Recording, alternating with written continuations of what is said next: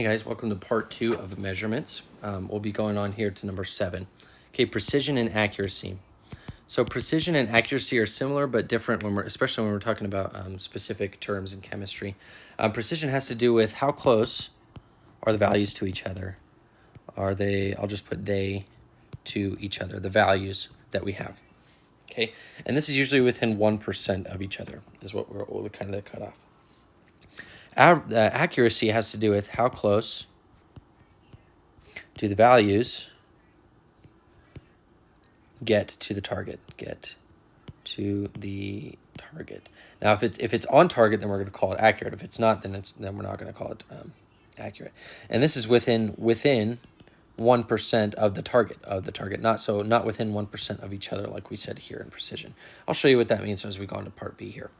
So to test precision and accuracy of a weight scale in a lab, you take a small block wood that is known to be exactly 2.0000 grams and weigh it 3 times on the scale. The 3 measurements are as follows: 1.72, 2.03, and 2.25. Is the scale precise, accurate, both, or neither? So what you want to do first, let's look at precision. You want to take the average of these guys. So 1.72 plus 2.03 plus 2.25 and divide it by 3, and you get 2.00 grams, okay? Now this is what you're going to be using as your reference for precision, okay? Now, we said within 1% of each other. Now, what that means is you take the average, their average, so it's 2.00 grams, and you take 1% of their average and make a range out of it. So that would be plus or minus 0.02, right? Because if 1% of 2 is 0.02. Okay, so that means the range I have is 2 plus or minus 0.02, which ends up being anywhere between 1.98 and 2.02. Okay, so as long as all the values are within this range, we'll call it precise. But as you can tell, they're all outside that range. Okay, so this is actually not precise, Okay, now let's look at accuracy. Now I'm going to leave this average up here because we're actually going to continue to use it, particularly because it's pretty much the same process, we're just using it differently. Okay, so we know that the average here is 2 grams. Okay, now we need to know if this 2 grams is within 1% of this value. So 2.00 grams. Is this fall in the range of 2.0? Let's see. Now 1% of 2. We did this earlier for the other average. It's 0.02. Okay, and it does, right? This does fall within that range. So this is only accurate. Okay, it's not precise. It's not both, and it's not neither. Okay. Hopefully that'll make more sense as we start to do other problems here. If the real weight of an object is 100 grams, state whether the following measurements are precise, accurate, both, or neither. Okay, so let's take the average here. This is 110 grams is the average. Now, within 1% of each other, that would be 1% of 110. So let's see, 110 plus or minus 1.1. Okay, that's 1% of 110. Now, do all these values fall within this range?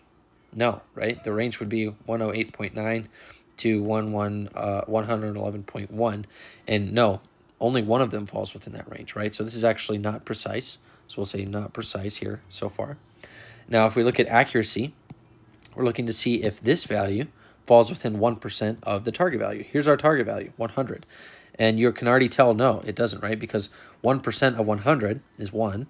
And so the range would be 99 to 101, and that's way outside that range. Okay, so this is only accurate. We're just going to put accurate. That's the only correct answer for there. B, 99.8, 108.2, and 99.9. Now, if you take the average of these, you get something like 99.967, okay? And so this is their average. Now, you want to take 1% of that, okay, 1%. And that would just be 99.967 plus 0.967. Okay, so it's pretty much 100 plus or minus 1, right?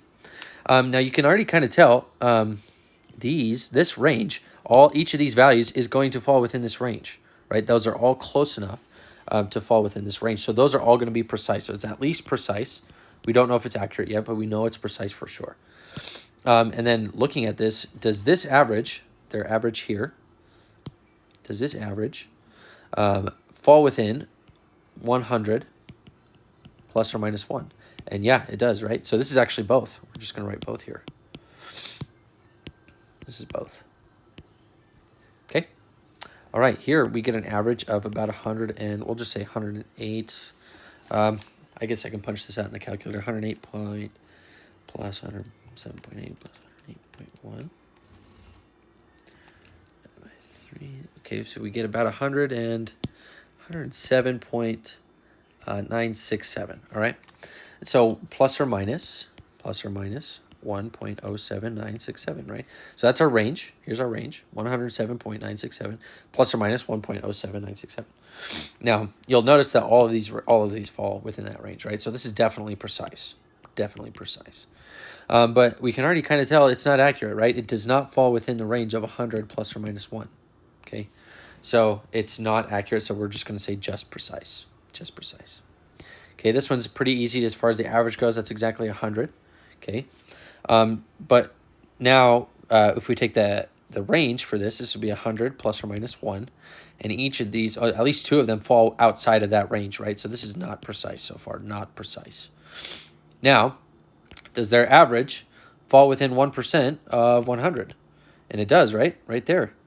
And so this is going to be just accurate, okay? It's kind of weird how this works out, right? Because these are so far apart. These values are so far apart. That's why we distinguish, though, between precision and accuracy. Just because something's precise doesn't mean it's accurate, right? This was precise but not accurate. Just because this is accurate doesn't mean it's precise, okay? So they're not. They are mutually exclusive. They work differently. Okay. All right, E, they already gave us a range, so that's kind of weird. We haven't really seen that. But 1% of 99.0, I guess, plus or minus 0.99, right? This is a bigger range than that, right? So this is already not precise because all the possible values within that range are bigger. That range is definitely bigger than our 1% rule here. So this is not precise. Now, a lot of people get confused here because this range actually also makes it impossible to say that your average, because your average here is 99, right? And that's actually exactly 1%, 1% of what we're looking for, right? Because 100 plus or minus 1, which is our target value here, this is exactly, the 99 is exactly the average, and that's exactly 1% of 100. And we didn't say it has to be exactly 1%. We said it has to be within 1% of the target value, within it. And that's not within it. If it was 99.1, then we would be within it. But it's not. So this is actually neither, right? We're neither precise nor accurate in this case. Okay, and then F, 100.1 plus or minus 0.4 grams, okay? This range, let's see. This range is pretty specific, right? And then 101.1 plus or minus 1.001. Yeah, this falls within that range, so this is precise. That's definitely precise. But let's see if it's accurate. Their average is 100.1. Is that within 1% of our target value, which is 100? 100 plus or minus 1. Yeah, 100%, right? Okay, so this is going to be both. This is going to be both precise and accurate. Okay, hope that made sense. We want to make sure we distinguish between being precise and accurate and what that looks like when we're given certain values. All right, number 9. Here we're just comparing densities of different units. All they're testing you on here is seeing if you can figure out how to change between each to compare different values, to compare different subcategories of base units. Okay, so notice that we have milliliters here and milliliters here. Fun fact, 1 milliliter is the same as 1 centimeter cubed. So I'm actually just going to change this out as milliliter. So all I have to do is compare these different values here. And notice that here, if we look at lead metal, we've got 11.3 times 10 to the 9th nanograms per milliliter. All right, so I want to get them all in the same unit. Let's get them all in grams per milliliter just because that'll be the simplest. This one is already there, so we're going to put liquid mercury. I'll just put liquid mercury. We already know that it's 13.5 grams per centimeter cubed because they're going to ask us how the densities compare to each other, right? Okay, so here's the density for the liquid mercury. And we're going to let's look at the density for lead metal here. So times 10 to the 9th, notice that we have nanograms here. Nanograms is already times 10 to the 9th. So actually we can cancel both of these and turn this directly into grams. Just like that. So we actually know the density for, we'll just say lead metal here. I guess I shouldn't use the same thing here. Let's say lead metal. Okay, that's 11.3 grams per milliliter. Now, this value is lower than this value, which means it's less dense. Okay, so if they're asking us if chunks of lead and tungsten, I guess we have to do the tungsten first, right? So tungsten, let's go 0.09 kilograms. Okay, if we turn this into grams, we just have to multiply this by 1,000, right? There's 1,000 grams in a kilogram, so we go 1, 2, 3. So that's 19 grams per milliliter. That's 19 grams per milliliter. Now, wow, the tungsten is pretty dense, right? So let's compare these. So they're asking if chunks of lead, so this guy, and chunks of tungsten are placed in this liquid mercury. Will they sink or will they float? And what size? What size the chunks are? Does it matter what size the chunks are and why or why not? Let's actually answer the second part really fast because it's actually the easiest. It does not matter the size of the chunks. Density is not dependent on amount. It will always be the same forever for however much you have. Okay. So what we do is if the substance or the liquid that we're putting these in is denser than the metal that you're putting in, then it's going to float, right? Things that are less dense than water float in water. Take ice, for example. Ice is actually the frozen form of water, right? But you'll learn later why it floats, because it in theory, it should have the same density, but actually doesn't. It actually becomes less dense. And because it's less dense, it floats. So we would expect this lead metal here to float because this value here is bigger. And so because the less dense substance will always be below, will always be on the bottom. And then tungsten is more dense than the liquid that we put it in, right? This liquid mercury here. And so it's going to sink. So we would say tungsten sinks and lead floats. Which is kind of weird, right? Lead's pretty heavy, and we usually think of it as a pretty heavy substance, and it usually sinks, but it's not going to in this case. All right?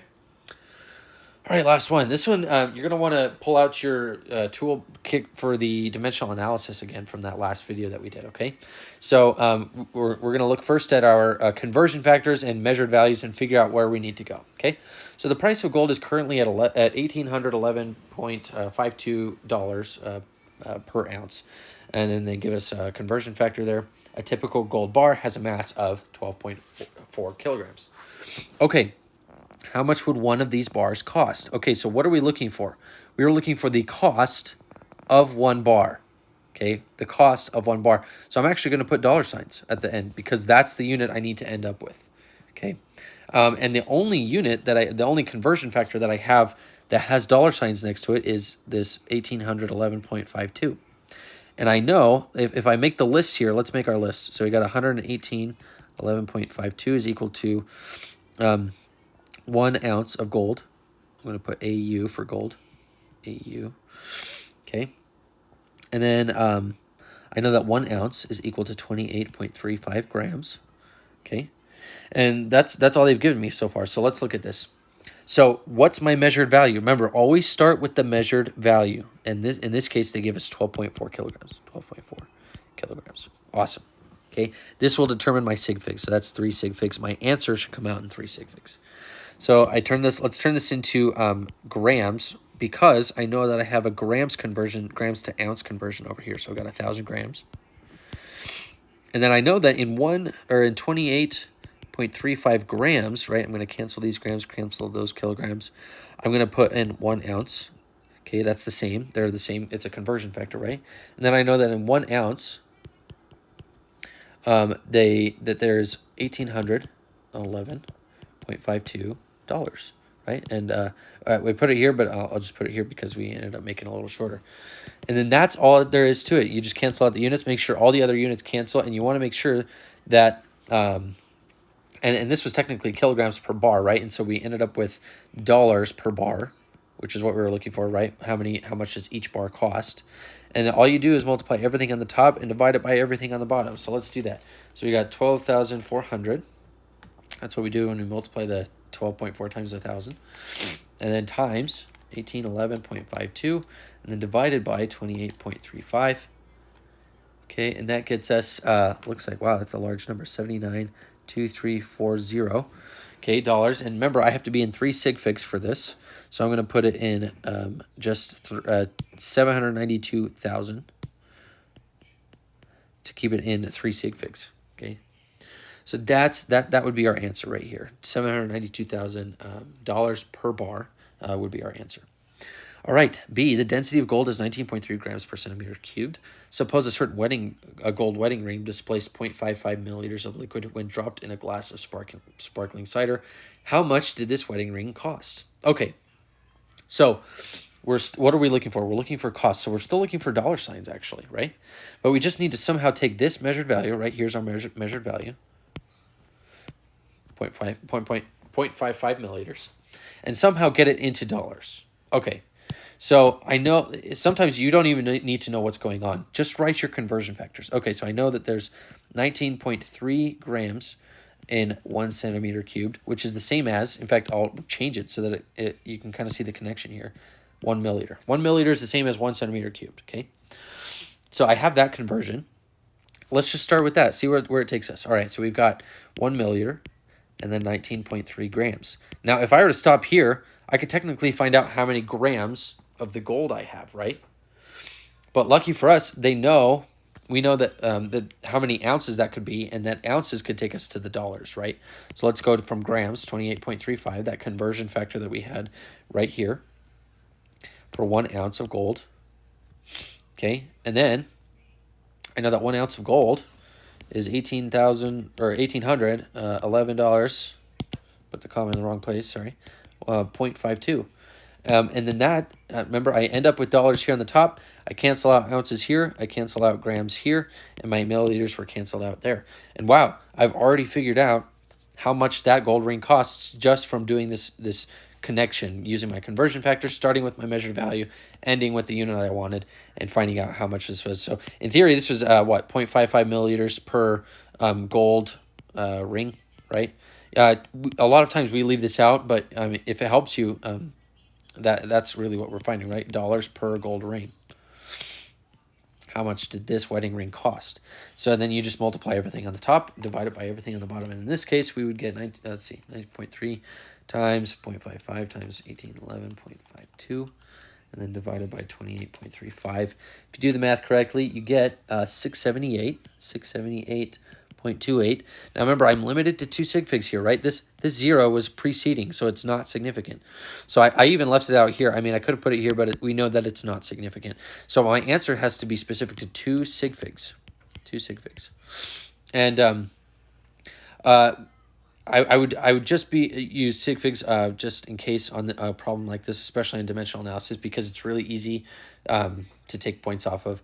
Earlier I had mentioned unless they say it to not worry about it, but anytime you're using numbers like this, like in a dimensional analysis, and they give you a measured value, they're going to expect you to use sig figs. Okay, so here to get 2 sig figs, I have to round this up to 68, so $680. And that would be my answer, $680 per gold ring. That is the answer. All right, I know that was a lot, but if you have more questions, feel free to email me, or if you'd like to meet for any tutoring services, just check out the description section. Again, you're welcome to meet in study groups and meet with me in study groups up to 4 people, and go over this homework together if you felt more confused on it. But anyway, I hope this was helpful, and good luck.